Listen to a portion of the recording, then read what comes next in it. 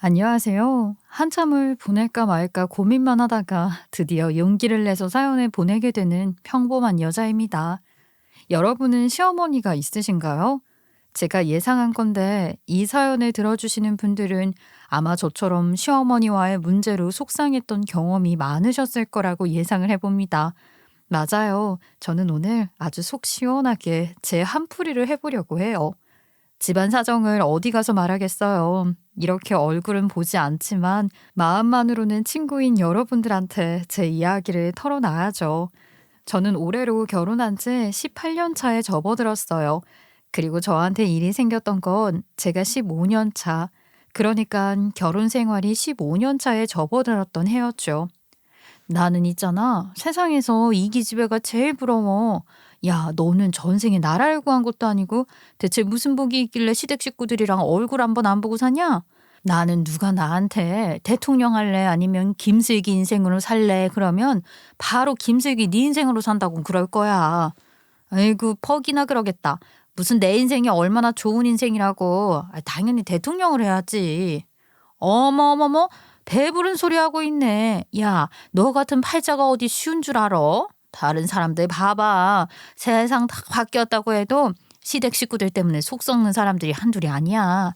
너는 진짜로 감사히 생각해야 돼. 저는 주변에 제 친구들이 저 정도로 부러워했던 사람이에요. 결혼하고 나서 13년 차까지 저는 시부모님 얼굴을 그 사이에 한두 번 봤나? 시부모님이 해외에 나가서 살고 계셨던 터라 얼굴을 보고 살 일이 정말 없었어요. 그 한두 번도 결혼식 때 한 번 보고 그 다음에 한 번 본 게 다였거든요. 저렇게 남들이 부럽다고 할 때는 대체 무슨 소리인가? 나는 오히려 시어머니랑 복작거리면서 살아보고 싶은데 하는 배부른 소리도 했었는데요. 시부모님이 한국에 들어오고 나서 그 2년이라는 시간 동안 저는 과거에 제가 왜 그렇게 배부른 소리를 했나 후회를 했어요. 정말 말도 안 되는 상황이 펼쳐졌다고 하는 게 가장 정확할 것 같네요. 나는 아직도 이해가 안 돼. 네가 무슨 6.25 피난길에 태어난 사람도 아니고 말이야. 어떻게 대학을 안 갈 수가 있니? 아유, 어머니, 요즘 대학 일부러 안 가는 사람들도 많아요. 그리고 요즘에 사람들 대학 안 나왔다, 고등학교만 나왔다, 그런 걸로 아예 아무 말도 안 해요. 홈스쿨링도 유행하잖아요. 미국에서도 오히려 그게 더 많지 않아요? 얘가 무슨 소리를 하는 거야? 거기는 미국이고요. 여기는 한국이잖아요. 아줌마야, 나는 솔직히 말해서 도무지 이해가 안 돼. 시어머니는 제가 가지고 있는 학력에 대해 불만이 꽤나 많았어요. 앞에 대화 내용에서 들으셨던 것처럼 저는 대학을 가지 않고 고등학교만 졸업한 상황이었거든요. 시어머니 말대로 피난길을 걸어야 했던 시대에 태어난 것도 아니었지만 저는 가족 환경이 좋지 않아서 정말 어쩔 수 없이 대학을 포기했어요. 어떻게 하면 오랫동안 돈을 벌 수 있을까라는 생각을 하다가 저는 간호조무사 일을 시작하게 되었죠. 그러다 우연히 남편도 만나 결혼을 하게 되었고요. 엄마는 대체가 왜 그래? 내가 괜찮다는데 왜 엄마가 내 와이프한테 난리냐고요? 이해가 안 되네 정말. 자꾸 슬기한테 뭐라고 할 거면 나 앞으로 엄마 아빠 집에 올 때 슬기랑 안 올 거예요? 이래서 아들 낳아봤자 소용없다고 하는 거야. 너네가 틀린 말 하는 거 같지? 사람들이 아무 말도 안 한다고? 아유, 그걸 어떻게 알아? 속으로는 다들 손가락질하고 욕하고 있을 거다. 저와 결혼한 당사자인 남편이 제 학력에 불만을 갖고 있지 않은데 시어머니 혼자 저렇게 난리였어요. 그나마 시부모님이나 저희 부부 이렇게 딱 네 사람이 있을 때 저런 얘기를 하면 그래도 기분이 아무리 더러워도 그나마 참을만 했거든요. 그런데 시어머니는요, 다른 가족들이 있는 자리에서도 저 난리를 쳤어요. 제가 가족들 안에 있었던 일을 밖에서 얘기하거나 하는 거 정말 싫어하거든요. 연애할 때도 남편이랑 아무리 싸우고 뭘 했어도 절대 친구들한테 얘기도 하지 않고 그냥 둘 이야기는 둘 사이에서만 끝나면 되는 거잖아요. 저는 가족들도 그렇게 생각했어요. 그런데 선을 넘은 시어머니를 보면서 저도 터지고야 말았죠.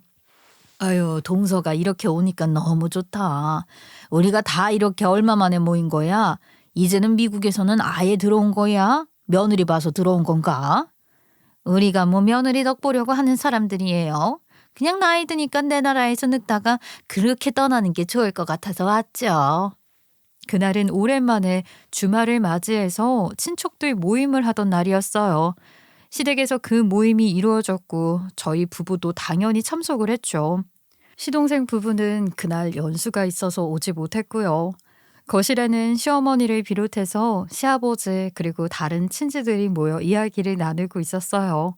저와 남편은 주방에서 차와 간식을 준비하고 있었고요. 시댁이 무슨 궁궐도 아니고 거실에서 하는 소리가 부엌으로 안 들어오겠어요? 그 소리가 다 들린다는 걸 뻔히 알면서도 시어머니는 그날도 어김없이 친척들 앞에서 제 학력을 언급하며 저를 깎아내리기 바빴어요. 아니, 수찬이 만나는 애도 고졸이래요. 요즘 세상에 고졸로 무슨 큰일을 할 수 있겠어. 학벌이 전부는 아니라지만 그래도 사람 대접을 받으려면 최소한 대학교는 나와야지. 아, 우리 큰며느리 봐봐요. 내가 우리 작은 애 데리고는 내 모임 나간 적 있어도 큰 애 데리고는 안 나가잖아. 보나마나 대화 안 통할 게 뻔한데 거기에 고등학교 겨우 졸업한 애를 뭐하러 데리고 가요. 아이고, 동서 무슨 말을 또 그렇게 해. 애들 다 듣겠다. 그래도 큰며느리 간호조무사 일하면서 잘하고 있잖아. 형님, 무슨 죄 지은 것도 아니고 있는 거 그대로 얘기하는 건데 내가 왜 말을 작게 해요? 시어머니의 저런 말에 시아버지는 불편한 헛기침을 내뱉을 뿐 별다른 말을 하지 않았어요. 원래 그런 분이셨으니까 그냥 그러려니 했는데 시어머니가 하는 말이 결국은 저한테 하는 말이라는 걸 알게 된 이상 가만히 있고 싶진 않더라고요. 저는 오히려 당당하게 과일을 들고 거실로 나갔어요. 남편이 자기가 나가겠다고 하는 거 그냥 내가 나가겠다고 했거든요. 솔직히 말해서 시어머니의 저런 말도 안 되는 말에 흔들리는 거면 제가 지는 거잖아요. 제가 나는 당신 말에 전혀 개의치 않고 있다라는 태도로 거실로 나서자 시어머니 저를 흘끗 보더니 질문을 하더라고요. 은희야, 세상에 수찬이 결혼할 여자애도 너처럼 고등학교밖에 안 나왔단다.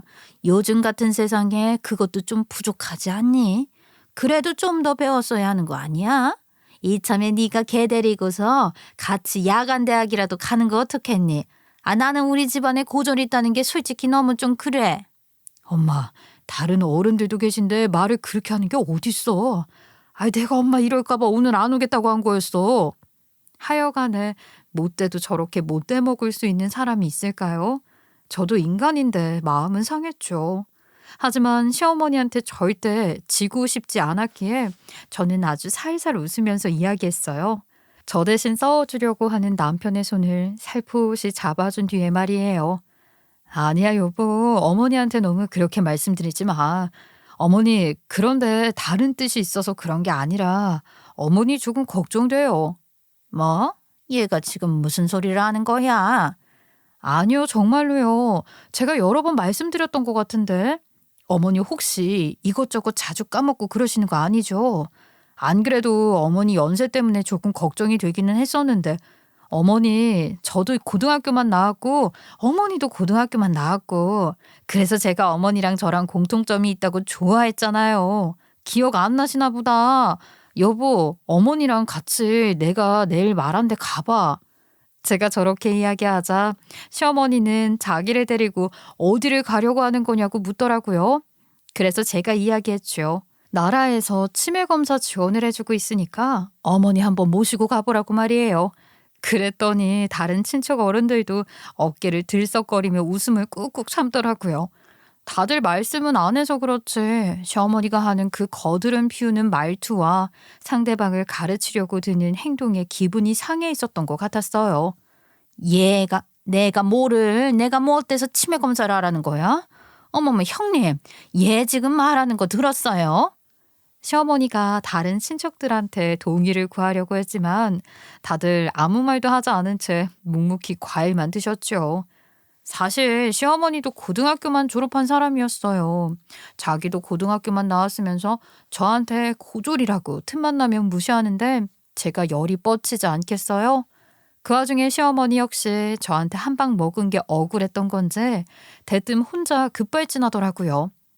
아이고, 이래서 사람이 가방끈이 길어야 한다니까. 그렇지 않니? 겨우 그거 하나 깜빡했다고 사람을 무슨 치매 환자로 몰아가고 말이야. 아휴, 형님, 그 수찬이한테 다시 한번 생각해 보라고 해요. 집안에 가방끈 짧은 사람들이면 이렇게 헛소리 주고받아야 한다니까요. 이미 시어머니와 제 싸움은 시작된 마당이었고 제가 더 이상 가만히 있을 이유는 없었어요. 저는 시어머니한테 눈 똑바로 보고 이야기했죠. 남편도 그런 제가 얼만큼 화가 났는지 알았기에 아무 말도 하지 않았어요. 어머니, 제가 가방끈이 짧으면 또 얼마나 짧다고 이러시는 거예요. 아니, 한두 번도 아니고 다른 친척분들 다 계시는 자리에서 일부러 보란 듯이 저한테 이러시는 거 저도 참는 데는 한계가 있어요. 그리고 그럼 시할머님도 어머니 잘못 들으신 거예요. 아니, 어머니 말씀대로 어머니도 이 집에 며느리로 들어오신 건데 고등학교 겨우겨우 졸업한 어머니를 이 집안의 며느리로 받아들인 거니까 돌아가신 할머님도 큰 실수하신 거네요. 제가 저렇게 따지고 들자 시어머니 얼굴이 확 붉어져서는 앞에 놓인 차를 벌컥 마셨어요. 뜨거운지 차가운 건지 그거 인지도 못하고 한 번에 마셨다가 뜨거워서 뱉어내기까지 했죠.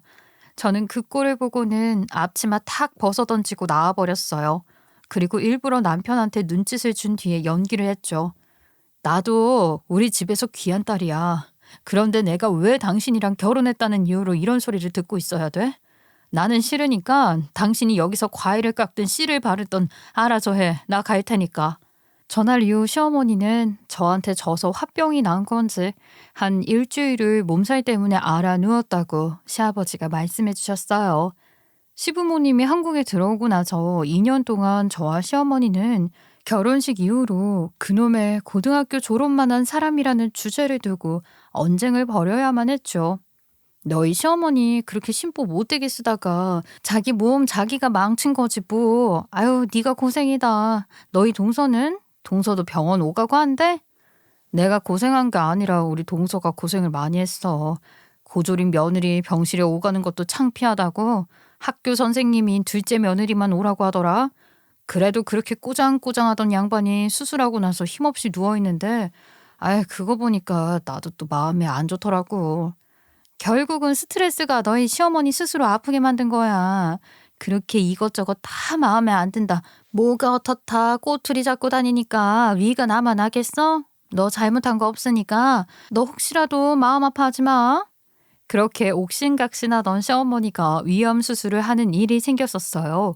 그래도 천만다행히 아주 초기에 발견된 거라서 따로 항암 치료도 하지 않고 수술로 건강을 회복할 수 있었죠.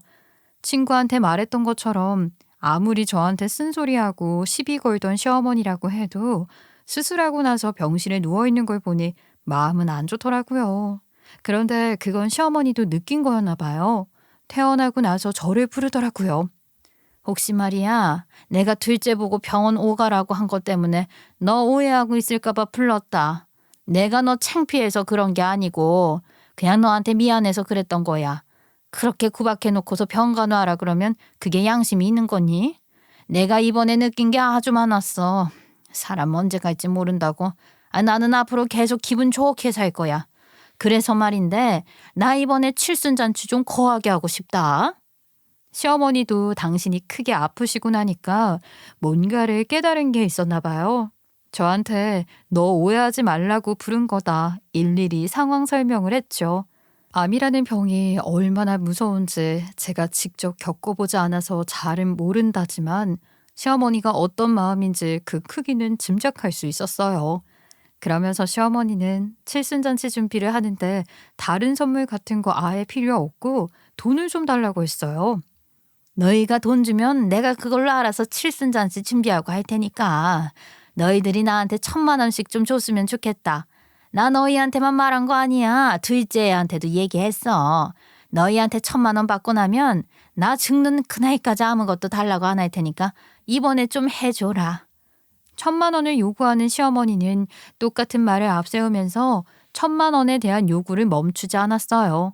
사람 일 어떻게 될지 모르고 나중에 가서는 너희가 효도하고 싶어도 내가 없으면 효도 못한다 라는 말을 하면서 말이죠. 그런데 또 하필 타이밍 좋게 제가 그때 마침 목돈 1,000만 원을 딱 모았을 때였거든요. 저는 성격상 빚지는 걸 싫어해요. 어릴 때 집안이 가난했던 이유가 아빠가 사업 때문에 여러 번 엎어지면서 늘어난 빚 때문이었거든요. 그래서 10년 넘게 타던 차를 바꾸려고 저는 1,000만 원을 딱 모은 상황이었어요. 저한테 현금으로는 제 전 재산이나 다름없는 게 바로 그 1,000만 원이었죠. 저는 한참을 망설이다가 마음을 먹었어요. 아이, 그래. 돈이야 또 벌면 되는 거고 차는 할부로 사도 괜찮은 거 아니겠나 하는 생각에 그냥 쿨하게 시어머니 칠순에 쾌척을 하기로 했어요. 다만 이야기를 했죠. 어머니, 지금 이 사람 사업이 힘들어서 여기저기 돈 구하고 다니고 있어요. 그러니까 나도 얘기했잖니. 이번에만 받고 나면 나도 양심이 있지. 아, 나 세상 뜨는 그날까지 너희한테는 일절 아무것도 안 받겠다고. 아이, 못 믿겠으면 녹음이라도 하든가. 아이, 아니지. 진짜 녹음해라. 너 그 핸드폰 줘봐봐. 시어머니는 제가 하는 말에 자존심이 상했던 건지 아니면 뭐 정말로 저에게 확신을 주고 싶어서 한 행동이었던 건지 정확히 무슨 생각으로 그랬는지 당시엔 알 수 없었지만 시어머니는 제 핸드폰을 빼앗아 들어 직접 그 대화를 녹음하기까지 했어요. 본인이 그렇게 한다는데 시어머니 성격상 제가 말린다고 해도 어떻게든 하는 사람이라 그냥 놔뒀습니다. 자, 지금부터 우리 둘이 하는 얘기 다 녹음되는 거야. 얘기해봐. 네. 그러니까 저희 부부가 같이 해서 1,000만 원 드리는 걸로 하고 제가 1,000만 원 드릴게요. 그 이한테는 더 돈 얘기하지 마세요. 그 사람 사업이 정말 힘들어요, 어머니. 뭐 굶어 죽겠다는 아들내미한테 1,000만 원 굳이 뺏을 필요도 없고. 그래, 너라도 나한테 1,000만 원 내주면 내가 그걸로 퉁칠게. 약속하는데 나 세상 뜨는 그날까지 너희한테 앞으로 돈 달라는 일 없을 거야. 시어머니는 저렇게 말을 하고 본인 이름까지 외친 뒤에 그 녹음을 마쳤어요. 정말로 남편 상황이 안 좋아서 저 혼자 1,000만 원 내는 걸로 했어요. 남편과 저는 주말 부부였거든요. 남편은 사업 때문에 지방에서 일을 하고 있었어요. 시어머니가 저희한테 1,000만 원을 요구했던 당시에 남편도 사업이 기울어져서 여기저기 대출까지 알아보는 상황이었어요. 그런 상황에서 어떻게 남편 1,000만 원, 저 1,000만 원, 그렇게 2,000만 원을 시어머니한테 줄 수가 있겠냐고요. 제가 저렇게 딜을 하니까 시어머니도 알겠다고 했고 저는 그 1,000만 원을 계기로 시어머니와 저의 관계가 조금은 나아지길 바랐어요. 하지만 그건 순전히 저의 욕심이었다는 걸 얼마 가지 않아 깨닫게 되었죠. 뭐 별건 아니고 내가 원래 이런 거 화려하게 안 하고 싶어 하는 타입인데 우리 애들이 굳이 나 해주고 싶다고 하잖니. 자기도 올 거지? 올 때 마음은 가볍게 양손은 무겁게 오는 거야. 알고 있지? 시어머니는 당신의 칠순잔치 날이 다가올수록 계속해서 들떠있는 상황이었어요. 조촐하게 할 거라던 말과는 달리 사돈의 팔촌에 하다 초등학교 동창한테까지 연락을 하시더라고요. 그러면서 마치 시어머니 당신은 원하지 않았던 돈인데 자식들이 너무나 효도를 하고 싶어서 억지로 그 돈을 안겨준 것처럼 말을 하는 모습을 보며 저는 한편으로는 우습기도 하고 씁쓸하기도 했습니다. 시어머니가 자식들한테 더 챙김을 받고 싶었던 거구나 하는 생각을 말이에요.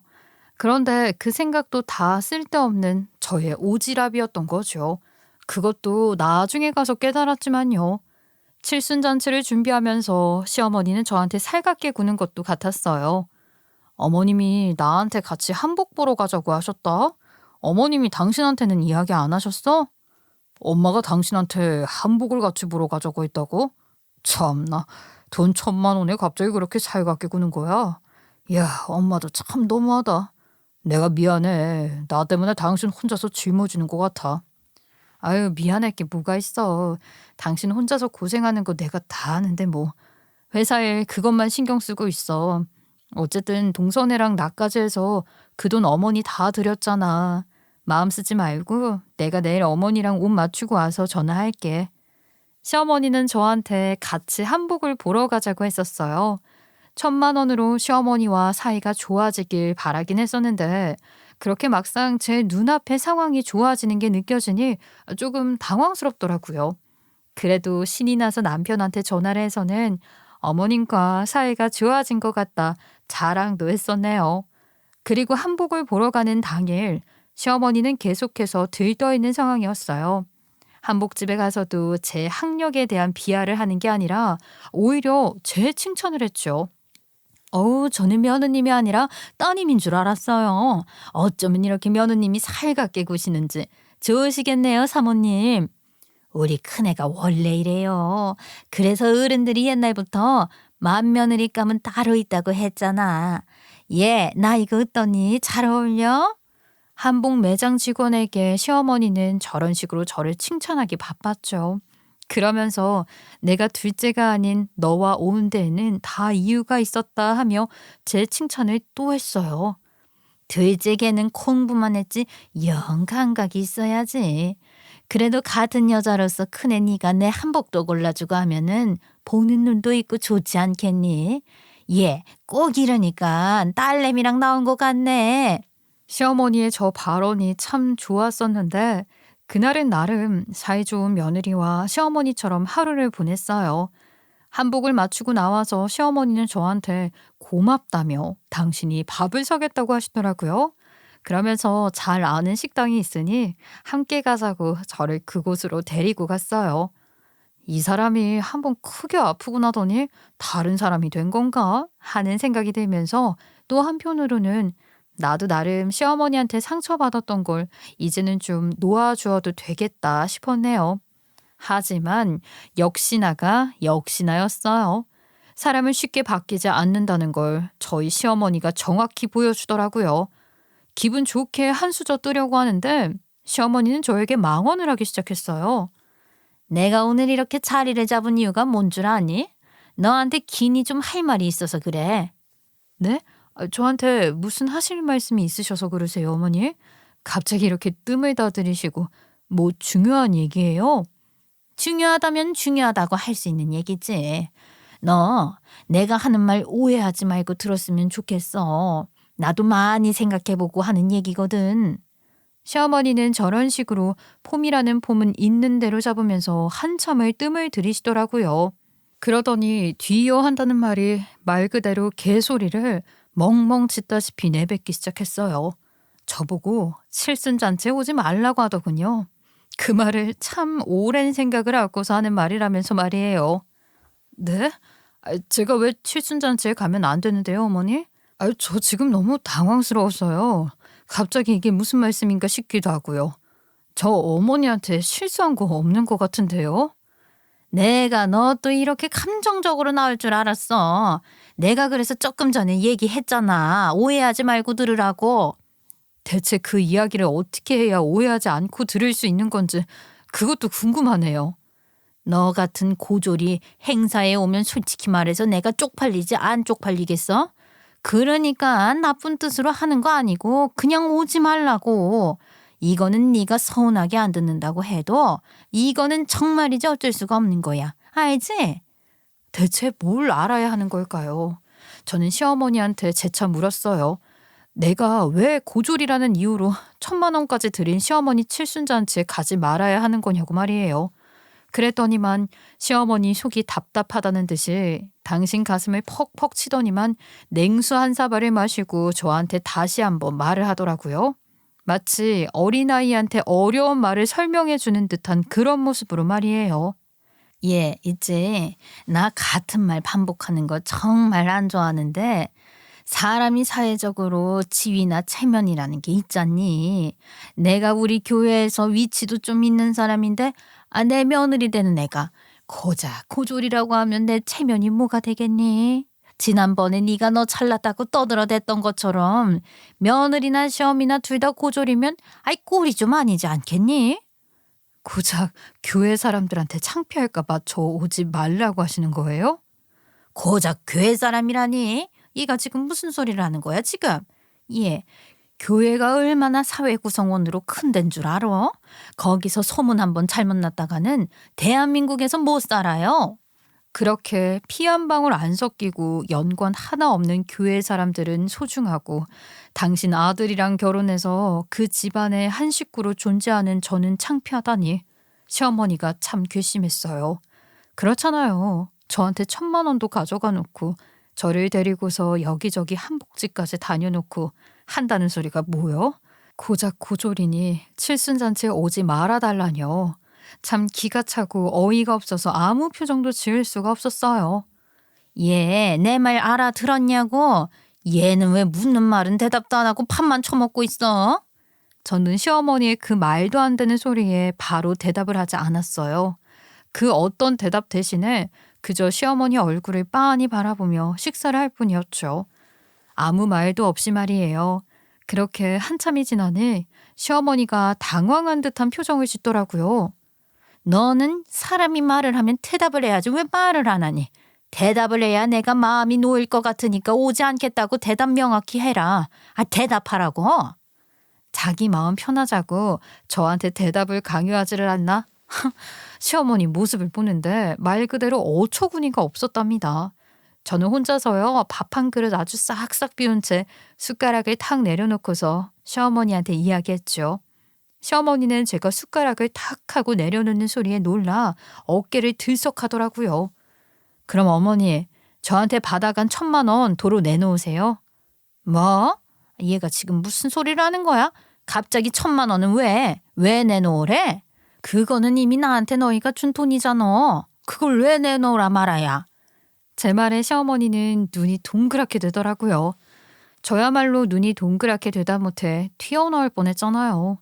저한테 칠순잔치는 오지 말라고 하면서 그럼 제가 준 1,000만 원은 또 갖고 있으려고 했다는 말 아니에요? 제가 1,000만 원을 도로 달라고 하자 아무 말도 하지 못하고 아니 그거는 별개지 라고 헛소리를 하는 시어머니한테 저는 제 할 말을 하기 시작했어요. 어머니가 오늘 저한테 하시는 행동 보고 사람들이 뭐라고 하는 줄 아세요? 화장실 들어갈 때랑 나올 때 다르다고 하는 거예요. 뭐야?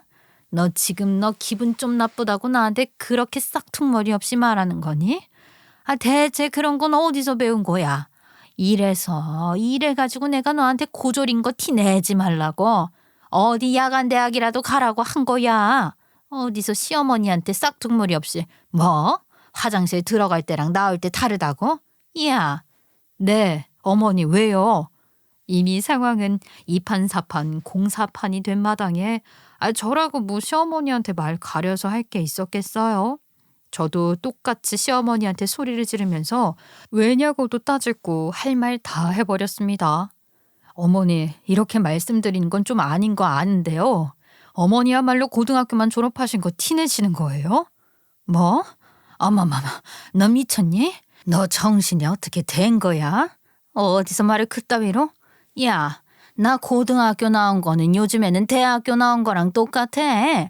어디 비교할 걸 비교해야지. 내 시대 때랑 비교하면 너는 중졸인 거야. 까불고 있어. 어머님 논리대로라면 그 당시에 대학교 나온 거랑 똑같은 사람이 저보다 더 고등교육을 받았는데 지식인으로서 지식인답게 좀 행동을 하시지 그러세요? 저는요 그 시절에 비교했을 때 중졸밖에 안 나온 학벌이라 무식해서 이렇게 말하는 거거든요. 근데 어머니도 똑같이 무식하게 하시면 안 되죠. 왜 이렇게 무식하게 말을 하세요? 대학 나온 지식인인 분이? 뭐? 아니 이게 정말 말이면 단 줄 아나? 셈이 앞에서 못하는 말이 없네. 네 말대로 무식한 거 티내냐? 어디 여기서 큰 소리를 쳐? 여기가 대체 뭐 어딘데요? 어머니, 요즘 세상 대통령도 욕하는 세상이에요. 그런데 제가 어머니 앞에서 이 정도 말도 못해요? 그리고 솔직히 제가 뭐 틀린 말 했어요? 어쩌면 그렇게 생각을 대충 하시고 말씀을 하세요. 교회에서 어머니 위치요? 제가 봤을 때는 어머니 빼고 다른 분들 다 어머니 위치 아실 것 같은데요. 저는 어머님이 저한테 그 1,000만 원 다시 돌려주시기 전까지는 칠순잔치 안 간다는 말씀은 못 드리겠네요. 시어머니는 제가 맞는 말을 요목조목 따지면서 말하니 꿀먹은 벙어리였어요. 그래서 저는 여기서 시어머니 당신 얼굴 더 보고 있다가는 먹은 음식 체할 것 같으니 이만 일어나 보겠다고 했어요. 그리고는 자리를 벗어나왔죠. 식당을 나와서 집에 어떻게 갔는지 기억도 잘 안 나더라고요. 한 가지 기억나는 거라고는 운전을 하는 내내 구역질이 올라올 것 같아 겨우 참았다는 것뿐이었어요. 구역질이 올라오려고 했던 건지 눈물이 나려고 했던 건지 어쨌든 제 안에서는 많은 감정이 소용돌이치고 있는 상태였던 거죠. 남편한테는 이야기 안 하려고 하다가 이야기했습니다. 이건 정말 아닌 것 같았거든요. 아이 뭐? 엄마가 당신한테 그랬다고? 내가 당장 전화해서 그 1,000만 원 받아올게. 아니 어떻게 사람을 불러놓고 그런 말을 할 수가 있어. 내가 꼭 받아다 줄 테니까 당신 걱정도 하지 마. 그리고 그 칠순잔치도 가지 말자고. 아 정말 해도 해도 너무하네 정말. 제게 모든 이야기를 들은 남편은 저보다 더 많이 화를 냈고 저보다 더 많이 속상해했어요. 사실 남편 말대로 하는 게 제일 좋죠.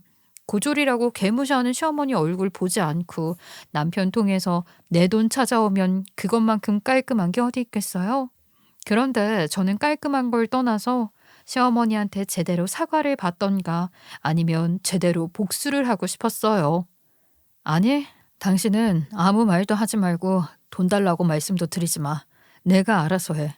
내가 당신한테 얘기한 건 그날 칠순잔치에서 내가 어머니한테 그 돈 1,000만 원 받아올 거니까 혹시나 무슨 일이 생겨서 연락이 가더라도 놀라지 말라고 전화한 거야.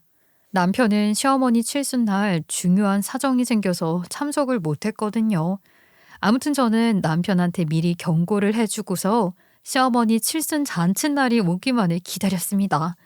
그 전까지 절대 칠순잔치에 오면 안 된다고 제게 문자며 전화를 해대는 시어머니 연락을 싹 다 무시하고서 말이에요. 나한테 상처를 준 만큼 당신 속도 어디 한번 새카맣게 타봐라 하는 작정이었죠. 그리고 대망의 시어머니 칠순잔치 당일 그날 저의 핸드폰은 아침 일찍부터 불이 날 정도로 울려댔습니다. 너 정말로 오늘 오면 안 된다. 어? 내가 세상에 하다하다 내 칠순잔칫날 너한테 전화해서 이렇게 애원을 해야겠니? 아무튼 나는 너한테 얘기했으니까 오지 말어. 승철이도 내가 올 필요 없다고 했으니까 그냥 너희 둘 다 오지 말어라. 알겠니? 하다 저뿐만이 아니라 저희 남편이요. 분명히 일 때문에 참석을 못한다고 이야기를 했는데도 또 연락을 해서는 자기 큰아들한테까지도 오지 말라고 하는 시어머니가 정상이겠어요? 보여주기식 인생에 잔뜩 물들어 있는 시어머니한테 고졸인 저나 사업 기울어서 대출 알아보고 있는 저희 남편이나 둘 다 장애문일 뿐이었던 거예요. 그 와중에 시어머니는 시동생 부부는 꼭 오라고 했다네요. 저희 부부와 달리 시동생 부부는 둘 다 중학교 교사로서 멀끔하게 돈도 벌고 하니 시어머니 입장에서는 시동생 부부만이 유일한 자랑이자 희망이었겠죠. 어머니, 저도 어머님 칠순잔치 가고 싶지 않아요. 저도 속이 있는 사람인데 저 오지 말라고 이렇게 바라까지 하시는 어머니 칠순잔치 제가 가고 싶겠어요? 뭐? 파락? 아이고 그래 그러니까 오지 말라고. 너도 오기 싫다면서 왜 자꾸 기어코 여기로 오려고 하는 거냐고. 아, 저도 안 가고 싶은데 어머니가 저한테 1,000만 원 안 돌려주셨잖아요. 그러니까 제가 가려고 하는 거죠. 얘 너 정말 웃긴다. 내가 너 칠순잔치 못 오게 한다고 내가 너한테 그 1,000만 원을 줘야 되냐? 나는 너한테 1,000만 원 줄 생각도 없고 네가 내 칠순잔치에 오는 건 더더욱 싫다. 아이 그러니까 오지 말라고. 오기만 해봐 아주 경찰을 불러서라도 쫓아낼 거니까. 경찰이 그렇게 한가한 줄 아나. 칠순잔치에 며느리 오지 못하게 했는데 며느리가 왔다고 출동하는 경찰이 어디 있겠어요? 저는 시어머니가 저런 말을 하든 말든 나한테 1,000만 원 달라고 그 얘기만 했습니다. 시어머니는 끝까지 1,000만 원을 제게 주지 않을 거라고 했고요. 그러면 뭐 어떡하겠어요? 제가 돈 받으러 가야죠. 그렇게 저는 시어머니 칠순잔치 하는 곳에 가기로 했어요. 어머, 형님, 어머니랑 얘기 되신 거예요? 아유, 안 그래도 저나 남편이나 형님이랑 아주버님 안 오신다는 얘기 듣고서 마음이 너무 불편했었어요. 어머니가 정말 너무하셨죠. 형님 그럼 1,000만 원 돌려받으셨어요? 칠순잔치가 일어나는 곳에 가보니 동서가 저를 먼저 맞이해 주었어요. 1,000만 원에 대한 행방을 동서도 알고 있더라고요. 표독스러운 시어머니와 달리 순한 양 같은 동서는 저를 보면서 눈물까지 글썽였어요. 동서가 정말로 순수하고 맑고 착한 사람이거든요. 그런 동서 입장에서는 저희 부부가 안 온다는 이야기가 꽤나 마음에 걸렸었던 건가 봐요. 형님, 여기 계시다가 괜히 어머니랑 마주치시면 기분만 더 안 좋아지시니까 아니, 혹시라도 어머니 보이실 것 같으면 그냥 잠깐 피해 계세요. 내가 왜? 나 잘못한 거 없어. 아니, 동서도 나 잘못한 거 없는 거 알고 있잖아. 아, 그렇죠. 형님 잘못하신 거 없는 거 잘 아는데 아까도 어머니가 저한테 형님 얘기 얼마나 했는지 몰라요. 1,000만 원 얘기하면서 형님이 어머니한테 말도 안 되는 소리 하면서 우긴다고. 아이고, 돈도 고른 것 같다고. 그런 식으로 계속 말씀하시는데 저도 얼마나 불편했는지 몰라요. 그러니까 괜히 마주치셔서 어머니랑 싸우지 마시고. 동서, 나는 어머니 안 피해. 나 그 돈 받고 나갈 거야. 어머니 어디 계셔? 결국 동서는 저한테 울며 겨자 먹기로 시어머니가 계신 곳을 알려줬어요. 동서가 알려준 곳에 가보니 시어머니가 세상 환한 얼굴을 하면서 마치 레드카펫에 있는 여배우 마냥 하하호 웃으며 손님들과 이야기를 나누고 있더군요. 그렇게 웃던 와중에 저를 발견했나 봐요. 순식간에 얼굴이 사색이 되어서는 질색팔색하며 제게 달려왔죠. 미쳤나 봐. 너 여기가 어디라고 온 거야? 어? 아유, 얼른 가. 너 내가 아침에 전화로도 얘기했지? 너 당장 조용히 안 나가면 나 경찰 부를 거야. 빨리 안 나가? 시어머니는 혼자 무슨 ASMR이라도 하는 건지 다른 사람들 눈치 보면서 제게 속닥속닥 이야기를 했어요. 곧 있으면 교회 사람들 올 테니 당장 가라고 말이죠. 그런 시어머니 모습을 보는데 어이가 없어서 웃음이 나오더라고요. 시어머니는 또 피식거리며 웃는 저를 보며 열이 받았나 봐요. 너 지금 이 상황에 웃기니? 아주 시어미가 바보로 보이지? 어머니, 제가 이 상황이 웃겨서 웃겠어요? 지금 뭔가 착각하시는 것 같은데요. 어머니, 저도 오늘 여기 안 오고 싶었어요. 똑같은 고졸에 같은 며느리면서 저한테 이렇게 막무가내로 구는 어머니 잔치 저도 오기 싫었다고요. 네, 그러셨어요. 아이, 그러면 가세요. 그러면 가시면 되시는 거지? 왜 여기 와서 이렇게 사람 저기 뒤집어 놓냐고. 가라니까. 너 한국말 못 알아듣니? 가라고. 시어머니가 학창시절에 어떤 사람이었을지 전날 시어머니가 제기하는 언행을 보며 알 수 있었어요. 양아치도 그런 동네 양아치 모습이 없었습니다. 그냥 코 찌찌리들 삥 뜯는 그런 사람들 같았어요. 저도 시어머니한테 질 수 없죠. 저한테 협박을 해대는 시어머니한테 저는 살살 웃으면서 또 약을 올렸어요. 그런데 어머니, 저한테 1,000만 원 안 주셨잖아요. 저랑 저희 남편한테 어머니 칠순 오지 말라고 하시는 거면 저희한테 인연 끊자고 말씀하신 거 아니에요? 그럴 생각으로 말씀하신 거잖아요. 제가 따박따박 말대답을 하고 쏘아붙이자 시어머니도 더 이상 화를 참을 수 없었나 봐요. 제 머리통을 툭 하고 밀치더라고요. 아시죠? 그 검지손가락으로 이마 툭툭 치는 거 말이에요. 사람들이 있건 말건 눈에 보이지도 않는 사람처럼 시어머니는 막무가내로 행동을 하기 시작했죠. 그 순간 남편이 제게 해주었던 이야기가 떠올랐어요. 어릴 때부터 시어머니의 욱하는 성격 때문에 많이 맞고 자랐다는 그 이야기를 말이에요. 저는 시어머니가 제 머리를 또다시 툭 치는 그 순간 손을 낚아채서 거꾸로 꺾어버렸어요. 아유, 다들 이거 봤죠? 다들 이거 얼른 찍어요.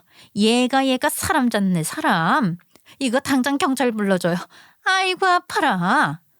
저한테는 이미 그 여자는 시어머니도 제 가족도 아니었으니 저는 얼마든지 더 할 수도 있었어요. 그 와중에 시어머니는 당장 경찰 부르라고 난리를 치기 시작했고 그런 시어머니를 막아선 건 다름 아닌 시어머니와 이혼 소송 중이었던 시아버지였습니다. 시아버지는 시어머니와의 성격 차이를 견디지 못하겠다면서 이혼 소송을 걸어두신 상황이었어요. 그 와중에도 다른 친척들 앞에서는 좋게 있고 싶어서 칠순잔치에 억지로 오신 모양 같았죠. 보나마나 뻔했어요. 다른 사람한테 보이는 걸 중요시 여기는 시어머니가 시아버지한테 이혼을 비밀로 협박을 했겠죠. 칠순잔치에 오지 않으면 이혼 안 해줄 거라고 말이에요. 경찰은 무슨 놈의 얼어 죽을 경찰이야. 당장 그 손 못 대? 은희 제가 어떤 사람인 줄 알고나 이러는 거야 지금. 경찰차에 올라탈 사람은 당신이겠지. 시아버지는 덜덜 떨다시피 하면서 저 말씀을 하셨어요. 그리고 저는 그런 시아버지와 눈이 마주치면서 올 게 왔구나 하는 생각이 들었고요. 그리고 시어머니, 시동생 부부 역시 시아버지 입에서 나오는 저에 관한 진실에 떡 벌어진 입을 다물지 못했어요. 은희야, 너 대체 어떻게 그렇게 일을 한 거야? 어떻게 네가 변호사가 되어 있었냐고? 아니, 이 양반 지금 무슨 소리를 하는 거야? 대학도 못 들어간 애가 어떻게 변호사가 돼? 그랬어요. 사실 저는 늦은 나이에 변호사 시험에 합격을 했어요. 시어머니 말고도 제가 고등학교만 졸업했다는 이유로 시비를 걸어오고 절 무시하는 사람들이 꽤 있었거든요. 여러분 혹시 알고 계셨어요? 우리나라 로스쿨 시스템이 얼마나 잘 되어 있는지 말이에요. 공부에 대한 의지와 학비만 있다면 언제든 공부를 하고 로스쿨 졸업 후 변호사 시험을 볼 수 있어요. 저는 남편에게도 이야기하지 않고 묵묵히 저 혼자 공부를 했어요. 사이버 대학에 입학해 3년 만에 졸업하고 로스쿨에 입학해서 학교 다니면서 하루 14시간씩 공부에 매달렸죠. 변호사를 왜 못해요? 제가 다른 건 몰라도 어머니한테 개무시받기 싫어서 이악 물고 공부했어요. 그렇게 1년 365일 공부해서 학사 따고서 로스쿨 들어갔는데요. 사람이 도끼가 생기니까 못할 게 없더라고요. 정말 그랬어요. 처음엔 사람들의 무시에서 벗어나고 싶어 학사를 따지만 가족인 시어머니의 무시에서 벗어나고 싶어 시작한 변호사 공부였죠. 근데 점차 마음이 바뀌었어요. 대학을 가고 싶었지만 갈 수 없었던 그 시절에 대한 한을 풀기라도 하듯 저는 공부에 매진을 하였어요. 시어머니는 당연히 믿기지 않는다면서 제게 말을 하더라고요. 아이고, 그런데 우리 승철이가 몰랐다고? 너 뭐 그게 잘못된 거라고 승철이한테 네가 공부하는 거 말 안 했냐? 얘기를 해봐. 이게 어디서 거짓말을 하고 있어. 네가 변호사면은 나는 대통령이다. 제가 남편한테 알리지 않았던 이유는 오직 한 가지였습니다. 둘이 버는데도 가정 형편이 서로 안 좋았는데 제가 공부를 한다고 하면 남편 성격상 더 심란해할 것 같았거든요. 공부에 매진하라고 분명히 자기가 돈을 더 벌겠다고 했을 거니까요. 저한테는 오직 그게 이유였어요. 그래서 주말과 저녁에 진료를 보는 병원에서 파트타임으로 간호조무사로 일을 하고 낮에는 공부해 가면서 그렇게 변호사 시험에 붙었던 시기가 딱 시어머니가 암 수술 받았을 때였어요. 저는 그때부터 본격적으로 변호사 활동을 하려고 로펌을 알아보고 있었죠. 아니 내가 살다 변호사가 뭐 나쁜 거라고 그걸 말을 안 했어. 아이고, 내가 아까 얼마나 놀랐는 줄 알아? 정말이야? 아니 쟤가 진짜로 변호사라고? 아니 당신은 그걸 또 어떻게 알았어요? 어떻게 알기는 뭘 어떻게 알아. 당신이랑 어떻게든 빨리 갈라서려고 이혼 변호사 알아보다가 알게 됐어. 시아버지는 시어머니와 이혼을 준비하면서 시아버지 당신 주변 법조계 인사들과의 네트워킹을 통하다가 저의 변호사 직함과 제가 그 늦은 나이에 변호사 시험에 붙으면서 하나둘 의뢰의 사건을 해결해 나간 명성을 듣게 된 것이었어요. 시아버지가 나서서 진실을 말하자 시어머니는 제 머리를 툭툭 치던 그 손을 거두고 아무 말도 못하더군요. 저도 그쯤 되니 이제는 모르겠다는 생각에 시어머니한테 이야기를 했어요. 그래요, 어머니. 아버님 말씀대로 경찰차 타게 되신 건 어머님이신데 이래도 저한테 받아가신 1,000만 원 안 주실 거예요? 저 어머니한테 이체한 내역도 있고 막말로 제가 변호사 일하는데 어머니한테 그 돈 못 받아낼 것 같아요? 그리고 어머니가 그때 직접 제 핸드폰 빼앗아 가셔서 녹음하신 것도 있잖아요. 자, 어머니 어떻게 하실래요? 제가 저렇게 벅까지 운운하면서 이야기를 하니까 시어머니는 태도가 싹 바뀌어서는 제 팔을 붙잡고 다른 곳에 가서 이야기를 하자고 하더라고요. 저는 계속 싫다고 했어요. 그래도 다른 데 가서 이야기하자 매달리는 시어머니 팔을 뿌리치며 이야기했죠. 됐으니까 저한테 가져간 1,000만 원 내놓으시라고요. 그러자 시어머니는 털썩 주저앉아서 엉엉 울기 시작했습니다. 그러면서 시어머니가 시동생 부부와 저희 부부한테 각 1,000만 원씩 내놓으라고 했던 이유도 알게 되었어요. 나도 돈 주고 싶다. 어? 나도 그 돈 주고 싶어. 그런데 내가 뭐 남은 게 있어야 줄 거 아니냐. 나 어떻게든 다시 재기해서 미국으로 다시 들어가려고 얼마나 발버둥을 쳤는데. 아이 누가 그것들한테 사기당할 줄 알았겠냐고. 알고 보니 시어머니는 당신 자식들한테 걷어간 그 돈으로 투자를 한 것이었어요. 시부모님이 한국에 들어오시게 된 것도 시어머니가 미국에서 카지노를 하면서 날린 돈 때문에 들어오게 된 것이었죠. 타국에서 비렁뱅이처럼 노후를 보낼 순 없었겠죠. 그 와중에도 시어머니는 재기를 해보겠다고 자식들한테 돈을 뜯어서 투자를 했는데 그 와중에 투자했던 인간들이 사기꾼이었으니 일이 꼬일 대로 꼬인 거네요. 내가 자식들 얼굴 보기 창피해서 얘기 안 했던 걸 아주 잘났다고 떠들어대네. 아이 그래 맞아. 내가 저 옆에 저 정신머리 때문에 날린 돈에 질려서 이혼하는 거다. 그리고 시아버지는 시어머니의 말도 안 되는 돈 씀씀이에 질려서 이혼을 택하신 것이었어요. 울며 불며 그 돈 없다고 하는 시어머니, 그리고 그런 시어머니를 보면서 저는 아무런 감정도 들지 않았어요. 그리고 저뿐만이 아니었어요. 그 착한 시동생 부부도 시어머니한테 진절머리를 치더군요.